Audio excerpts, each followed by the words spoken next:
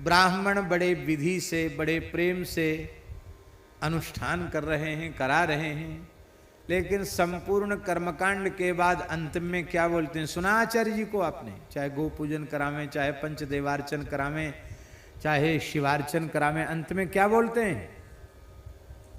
यस्य स्मृत्या च नामोक्त्या तपो यज्ञ क्रियादिषु न्यूनम संपूर्णताम याति सद्यो वंदे तमच्युतम। अर्थ क्या है बताओ? अर्थ बताओ। आप सबको ये तो श्लोक तो याद है कि नहीं? बोलो। यस्य स्मृत्या च नामोक्त्या,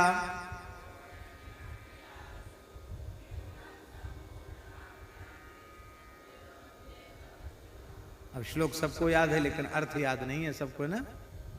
यस्य माने यस्य परब्रह्मणः श्री रामचंद्रस्य कृष्णचंद्रस्य वा स्मृत्या स्मरण मात्रेण, जिन भगवान के नाम का स्मरण करने मात्र से, नामोक्त्या नाम लेने से, केवल भीतर से याद कर लिया या नाम का उच्चारण कर लिया, तो तप यज्ञ क्रिया, तप यज्ञ आदि जितनी शुभ क्रियाएं हैं, उन शुभ क्रियाओं में होने वाली जो न्यूनता है, न्यूनता माने जाने अनजाने जो कमी रह गई है, भूल हो गई है, संपूर्णताम याति, वो सारी कमियां पूरी हो जाती हैं। ऐसे अच्युत भगवान के चरणों में हम प्रणाम करते हैं।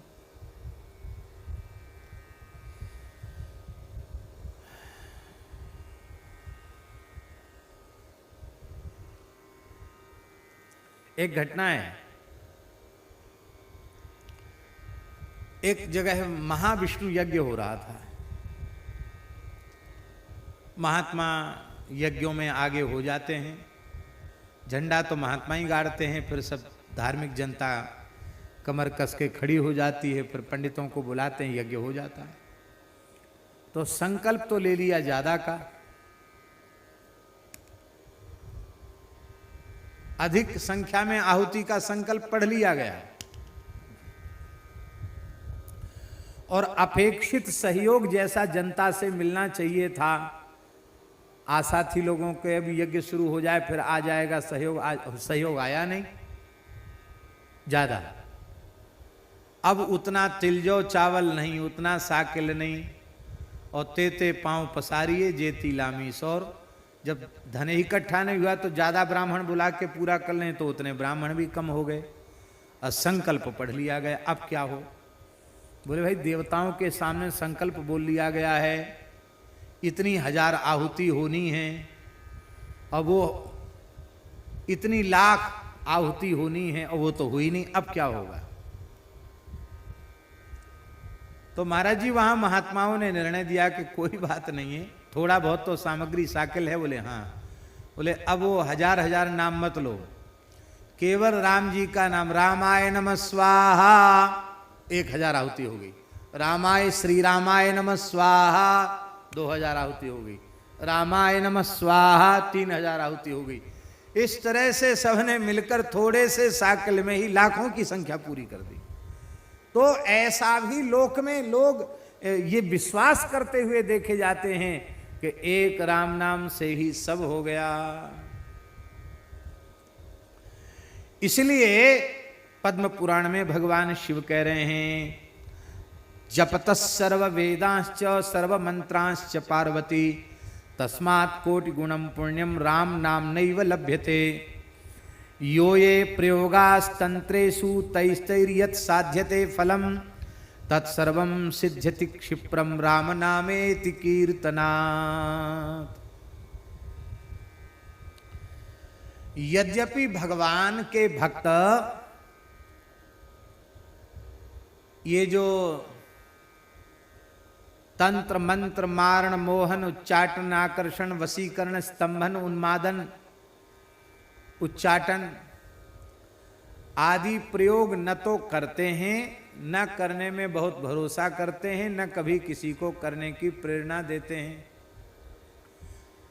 लेकिन एक बात है, भगवान शिव बोल रहे हैं, कथनचित नाम जापक के भीतर भी इच्छाएं उत्पन्न हो जाएं तो महाराज यद्यपि ये नाम का तिरस्कार ही है, नाम का दुरुपयोग है, फिर भी नामाश्रयी वो मारण मोहन उच्चाटन स्तंभन वशीकरण जो चाहे सो नाम से हो जाएगा। यद्यपि ऐसा कभी भूल कर नहीं करना चाहिए, ना ऐसा करते हैं नाम जापक, लेकिन कथनचित कोई ऐसी वृत्ति मन में आ जाए तो ये सिद्धियां भी हो जाती हैं। लेकिन राम नाम की सिद्धि केवल और केवल इतनी ही है, शरीर संसार से पूर्ण वैराग्य बढ़ता चला जाए, भगवान के चरणों में निरंतर प्रेम बढ़ता चला जाए, यही राम नाम की सिद्धि है। भूत प्रेत पिशाचाश्च बेतालाश्चेटकादयः कूष्मांडा राक्षसा घोरा भैरवा ब्रह्म राक्षसा श्रीराम नाम ग्रहणात् पलायन्ते दिशो दश। भूत प्रेत पिशाच वेताल कूष्मांड आदि जितने घोर दुष्ट उपद्रव हैं, वे सबके सब राम नाम का ग्रहण करने मात्र से पलायन्ते दिशो दश, दशों दिशाओं में पलायन कर जाते हैं। दो चीजें, राम राम करो और सदा शुद्ध रहो, पवित्र रहो, शरीर अशुद्ध न रहे। तो स्मशान में जाकर बैठ जाओ तो भी तुम्हारा कुछ बिगड़ने वाला नहीं है। भूत प्रेतों का महल हो, उसमें तुमको बिठा दिया जाए तो भी कुछ नहीं बिगड़ेगा। अशुद्ध रहोगे, लघु शंका गए, पानी लेके नहीं गए, कुल्ला नहीं किया ठीक से, नहाए ठीक से नहीं, हाथ पैर में ठीक से मिट्टी नहीं लगाई और राम राम नहीं किया तो हो जाएगा। धर्म संघ विद्यालय में वृंदावन में परमहंस जी महाराज, भूत प्रेत का उपद्रव बढ़ गया विद्यालय में। हमारे समय की ही बात, विद्यार्थियों को उठा उठा के पटके भूत, सब परेशान। गुरुजी भी बड़े दुखी हुए, ये तो कभी उपद्रव था नहीं वृंदावन में, भूत प्रेत का उपद्रव विद्यालय में। तो गुरुजी ने वो जिस लड़के पर भूत आया था उसको गुरुजी ने पूछा, ए क्यों परेशान करते ब्राह्मण बालक को। जब डांटा गुरुजी ने तो उसने दंडवत किया और दंडवत करके बोला, रोते हुए बोला, गुरुजी हम तो आपके विद्यार्थी हैं। अरे तुम मेरे विद्यार्थी हो, क्या नाम है तुम्हारा? बोले मेरा अमुक नाम था, इस संवत में मैं यहाँ आपके यहाँ भर्ती हुआ था, इतने दिन तक आपसे पढ़ा था। भूत कैसे बन गए? बोले एक सड़क, राजस्थान का था वो, एक सड़क दुर्घटना में मेरी मृत्यु हो गई, इसलिए मैं भूत बन गया। तो तुम तो वेद पढ़े थे, तुम भूत बने क्यों?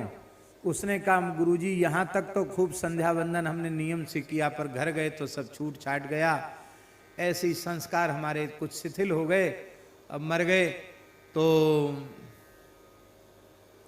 अधोगति हो गई। फिर गुरुजी ने उससे पूछा कि वृंदावन में कैसे घुसे आए तुम, यहाँ कैसे चले आए? तो उसने रोते हुए कहा, गुरुजी आप जैसे गुरु हमको मिले, आपने हमको पढ़ाया, गायत्री का उपदेश किया, इसलिए मेरी ये सामर्थ्य हो गई कि मैं यहाँ आ गया। तो यहाँ क्यों आए? यहाँ आए तो तुम्हें हमारे चेला हो, शिष्य हो, हमारे विद्यार्थी हो, तो तुम्हें सहयोग करना चाहिए, तुम यहाँ क्यों उपद्रव कर रहे हो? तो वो महाराज भूत बोला गुरुजी हम आपके पास तो इसलिए आए हैं कि आपका दर्शन करने से हमें बहुत शांति मिलती है, मैं बहुत जलता रहता हूँ, आप जितनी देर विद्यालय में रहते हो हमको बहुत शांति मिलती है। तो गुरुजी ने कहा तो अच्छी बात है, शांति मिलती तो रहे आओ, पर विद्यार्थियों को परेशान क्यों करते हो? तो वो बोला, गुरुजी हम किसी विद्यार्थी को परेशान नहीं करते, जो आपसे झूठ बोलता है। आप पूछते क्यों संध्या किया? कहते हाँ संध्या किया, वो संध्या ठीक से करता नहीं। आपने पूछा गायत्री जपाओ, गायत्री ठीक से जपता नहीं, उसी को हम उठा के पटक दे जो आपसे झूठ बोलता है। हम पटकेंगे उठा उठा के। आप इतना उपदेश करते हो संध्या गायत्री को, ये जपते नहीं है, शुद्ध नहीं रहते, डोल डाल जाते, ठीक से मिट्टी नहीं लगाते, तो हम उठा के पटकते इनको। ठंड में ठीक से नहाते नहीं है। आप तो 5 बजे आ जाते हो स्नान ध्यान करके, और ये ऐसे मुंह चुपड़ के चले आते हैं पढ़ने के लिए वेद, ठीक से नहाते तक नहीं है। अब गुरुजी ने सब विद्यार्थियों को बोले देखो तुम्हारे सामने की बात है। अब इतना डर गए विद्यार्थी, जिसको संध्या याद नहीं थी ना, कमजोर थी, वो पुस्तक से पढ़ पढ़ के बढ़िया से शुद्ध मंत्र बोल बोल के संध्या करे। फिर कई भूत इकट्ठे हो गए, कई हो गए। उसने तमाम लोगों को, इनका भी एक जमात होती है, तो कई थे। बोले तुम लोग कितने हो? बोले महाराज कल गुरुजी पहले हम अकेले आए थे, कई आ गए। क्यों, क्या चाहते हो? उद्धार हो जाए। तब गुरुजी ने भागवत जी का मूल पारायण करा। हम भी उस अनुष्ठान में गए थे।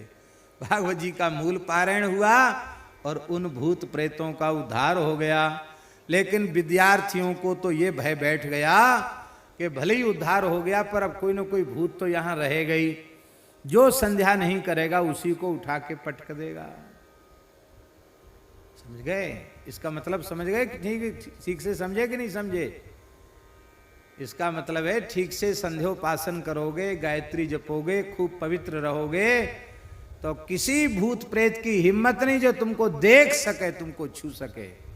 और ये काम तो करना है। और चलते फिरते, उठते बैठते, सोते खाते पीते जगते हर समय राम नाम का उच्चारण करना है।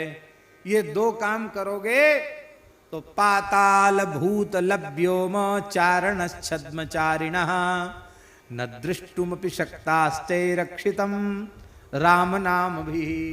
राम नाम से जो सुरक्षित हैं, इनको देखने में भी समर्थ नहीं है। पद्म पुराण में भगवान शिव पार्वती जी से कह रहे हैं, प्राण प्रयाण समये राम नाम सकृत स्मरेत सभित्वा मंडलम भानो परम धामाभिगच्छति। चाहे सूर्य उत्तरायण हो या दक्षिणायन, कोई भी मुहूर्त रहा आवे, मृत्यु के क्षण में जो एक बार राम नाम का उच्चारण कर लेता है, वो सूर्य मंडल को भेद करके भगवान के नित्य धाम को प्राप्त होता है। इसमें